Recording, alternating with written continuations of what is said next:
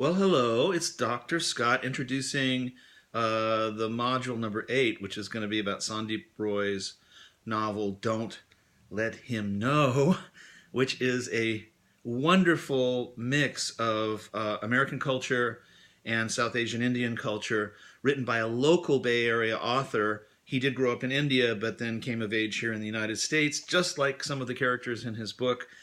Became a successful computer geek, worked in Silicon Valley, and then broke out in the process of coming out and became a world famous novelist and radio personality. So if you are an NPR listener, you will frequently find Sandeep Roy's voice coming to you with his marvelously spicy commentaries, some of which I've assigned explicitly for this module, and those are not optional, those are required, so please make sure that you do listen to them or you won't get full points. You need to respond in your journals and tests to those every week, as always, but especially this week with Sandeep's marvelous voice kind of taking you to Kolkata for the Pride Festival, or describing the circumstances of queer Asian identity.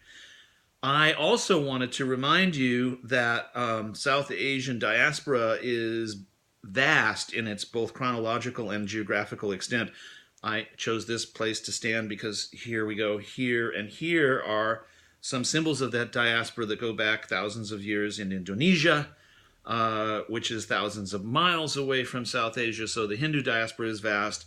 And of course, that diaspora now extends to the Bay Area, where we have a very, very large, successful, thriving, and often quite literary South Asian community, South Asian American community, of which Sandeep is a wonderful example.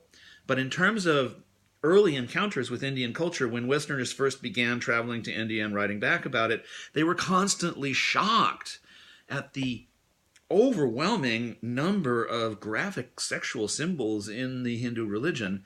And in fact, that was much of what they wrote about. So despite the current homophobia of much of contemporary Hindu culture, which Sandeep's broadcasts will tell you about, and which the novel will tell you about, the actual history of South Asian identity is much more colorful, sexual, and often homosexual than you might expect.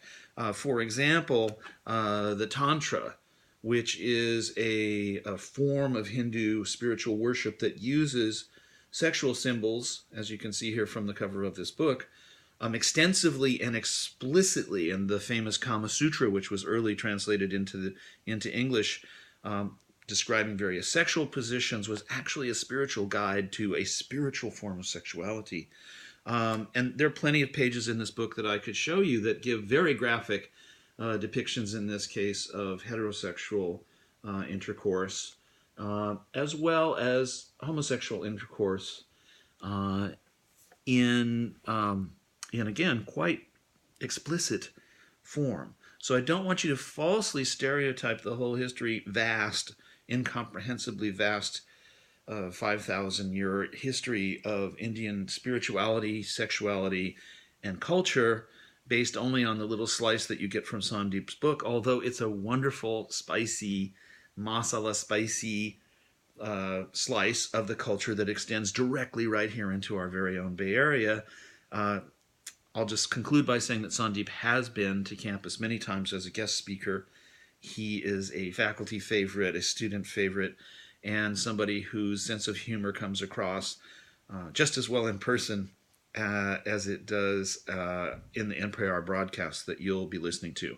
A final reminder, don't forget to include some quotes from these broadcasts or transcripts that I'm giving you in your journals and tests, because that's explicitly part of the expectation. So yes, please respond to the novel, which is enormously funny. And by the way, there's some spoilers at the end. I'm not going to give them away, but they are the end of the novel is the craziest thing you ever saw. So get to the end of the novel.